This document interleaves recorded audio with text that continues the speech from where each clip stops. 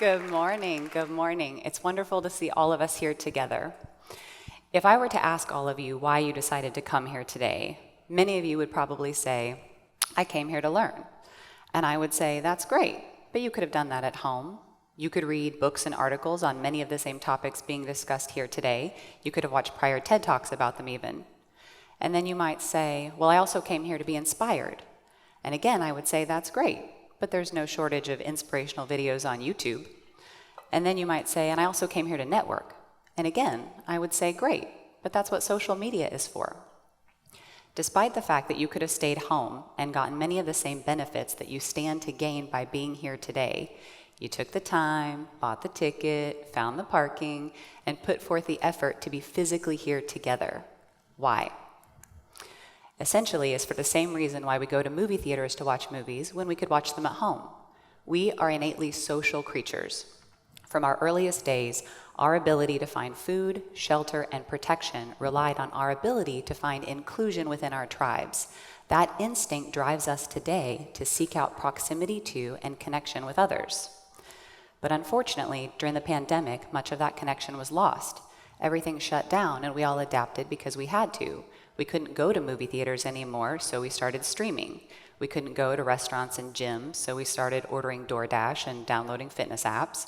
We couldn't go to the office and meet in person, so we started working from home and meeting virtually. And these changes persisted for so long that they're still affecting us today. Now, I don't know about all of you, but during this time, I noticed some things changing within myself. Suddenly, the idea of going out at all felt really tiring. Interacting with people felt overwhelming. Being around crowds felt challenging and intimidating. And so I just elected not to. And little by little, over the months and even over the years, I found myself withdrawing more and more. Then one day, I was perusing the news and I came across an article about a woman who had died in her home, and no one realized it until she was finally discovered, 10 years later. I finished reading the article, I closed my laptop, and I thought, it is time to get out of the house. So I grabbed my purse and my keys, and I drove straight to Alamo Drafthouse, of course, and I walked into one of our movie party events, and it was filled with energy and people and banter and laughter, and just everyone generally enjoying each other's company. And when it was over, I looked around, and all I saw were smiles, except on the face of the woman who was next to me as we were leaving the auditorium and walking out. She looked sad. So I turned to her and said, "What's the matter? Did you not enjoy it?" And she said, "No, I really did. It made me realize that I've been very lonely." And then the woman who was walking in front of us, but who wasn't with either one of us, kind of turned over her shoulder and said, "Yeah, I've been really lonely too." And I looked at both of them and said, "Yeah, I've been really lonely too." And I was instantly struck by this sense of connection with them and the realization that so many of us have been feeling alone together all this time. How many of you felt lonely during the pandemic? Raise your hands. How many of you still feel lonely today? Me too. Ironically, we have a lot of company in our loneliness club, not only across this room or this country, but across this world. Multiple studies in the US and worldwide have found that about 65% of us say that we don't feel very connected to other people. 47% of us feel like the relationships that we have are not that meaningful. 58% of us often or always feel like no one knows us very well. So it's no surprise that 40 to 50% of us say that we feel lonely on a consistent basis. And while loneliness is often discussed as a problem for older demographics, the research shows that actually it is our younger generations who are experiencing the highest levels of loneliness. Now, this topic is not new to the human condition, but it has emerged into the conversational forefront in recent years. In 2018, the UK appointed a minister of loneliness, and in 2021, Japan did the same. Then in 2023, Japan went a step further, enacting legislation specifically committed to addressing social isolation. Also last year, the US Surgeon General issued an advisory declaring loneliness an epidemic, and the World Health Organization established a commission on social connection. Then last month, San Mateo County in California became the first county in the US to declare loneliness a public health emergency. And just last week, a brand new study out of Germany linked loneliness to anti-democratic sentiment and social mistrust. This increased conversation around and activity regarding loneliness and social isolation stems from the fact that we are now recognizing how serious their consequences can be. We can be affected physically through things like increased risk of heart attack, stroke, cognitive decline, and substance abuse. We can be affected academically and professionally through things like decreased engagement, decreased performance, increased burnout and turnover. And we can be affected emotionally and psychologically. In the aftermath of the pandemic, rates of depression have continued to rise, as has self-harm, suicidal ideations, and acts of suicide. In the US, the rate of suicide has risen by a staggering 37% over the last 25 years, reaching an all-time high last year with more than 50,000 people committing suicide. Suicide is now the second leading cause of death in children ages 10 to 14, and the third leading cause of death in people ages 15 through 24. Why is this the case? We know that the pandemic exacerbated feelings of social isolation, loneliness, depression, and anxiety, but it has been 4 years since the pandemic began. Why are we not more connected now in present day? Well, sometimes we can't be. Not all individuals have the same level of access to social connection.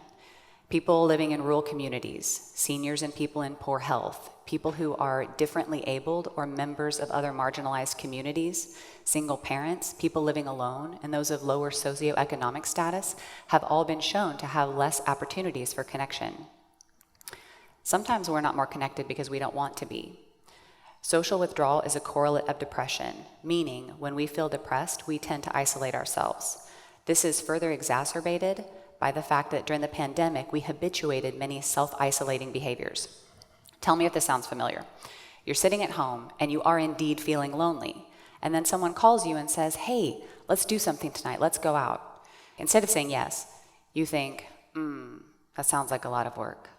I'd have to get up, I'd have to shower. I just did that a few days ago. And so you say, not tonight.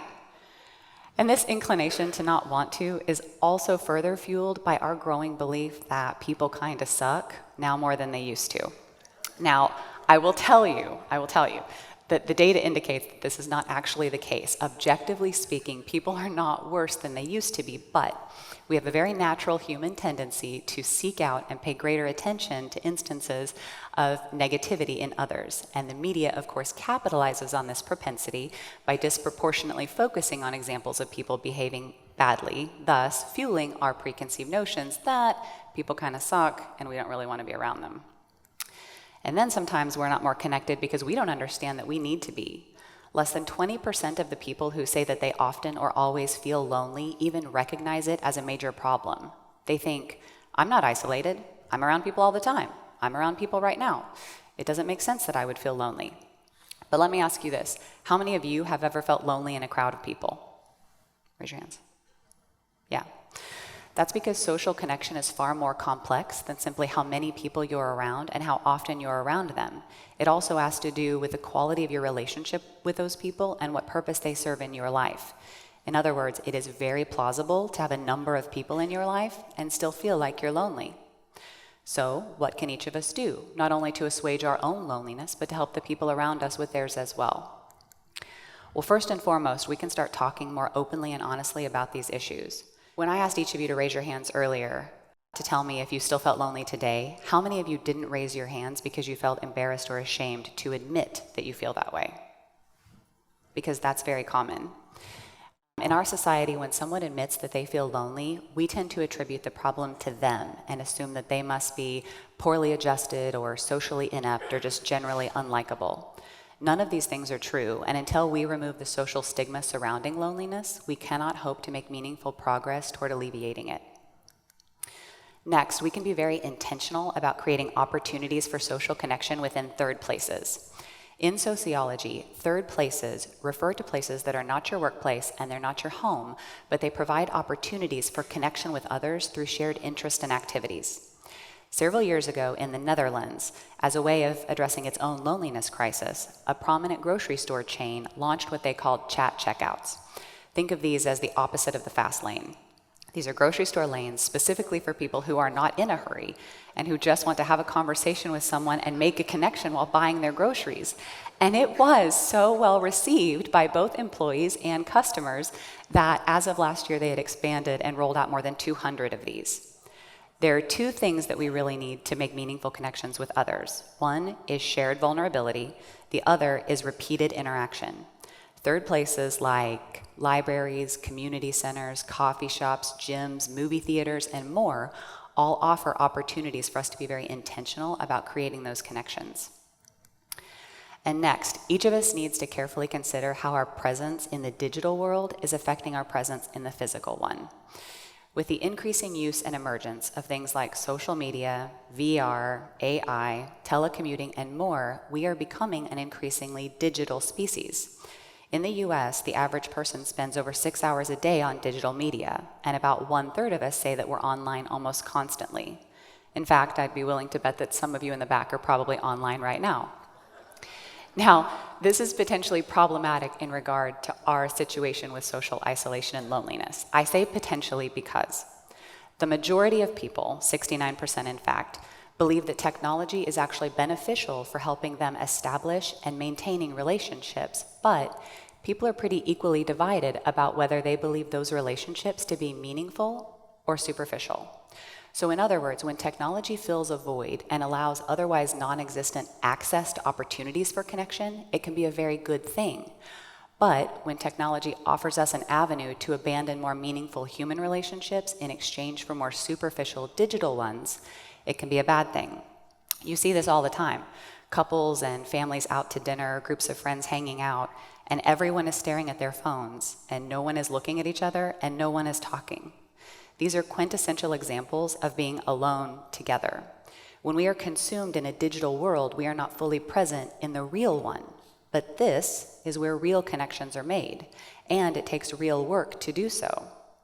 So I will challenge all of you to fulfill the reason why you actually came here today, which is to connect with the people around you.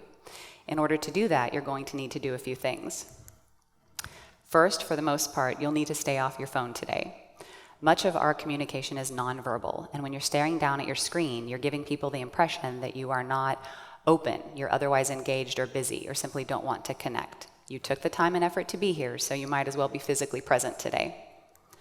Next, one of the easiest ways to start a conversation cold with someone is by giving them a compliment. I love your jacket. Those are great shoes. I loved what you had to say about blank. They warm people up to the idea of getting to know you, and they help break the ice. But you really get to know someone by asking open-ended questions.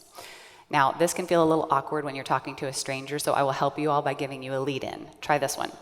Go up to someone and say, I just loved that first speaker today. She was so insightful.